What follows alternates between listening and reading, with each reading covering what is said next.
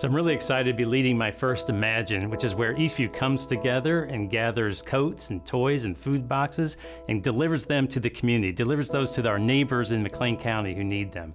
So I would like to hear from you guys how you experienced Imagine to be a treasure in your lives.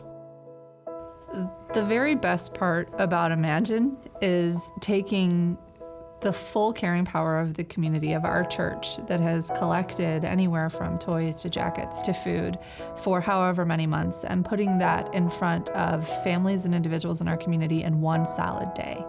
There's a ton of impact that happens. You get to see everything that we've worked toward happen in one day and in one moment. There are over 2,000 individuals that come through Eastview from a shopping standpoint, and there are hundreds of volunteers that come to Eastview that day to help others. And that is a true miracle.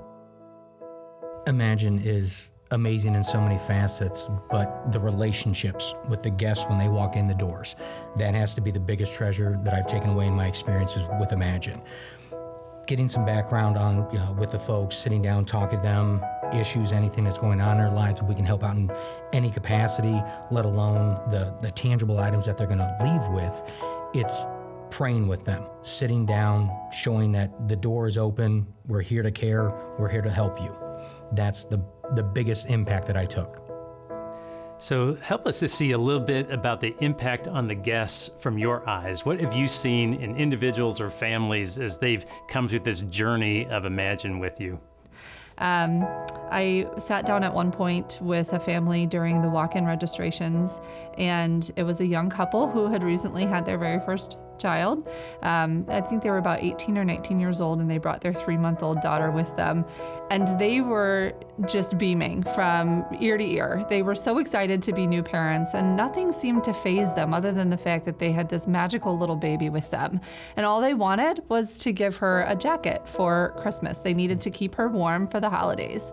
And so they were there to get their 3-month-old jacket. And when I explained to them that they too could also receive coats, that we could get her very first Christmas toy, and that they would be able to take home some food with them, it became the best day for them. And that to me was the moment, it was a very pivotal moment in Imagine, where you could see what we do and what the blessings that we have been given in Christ, we can give those to other people.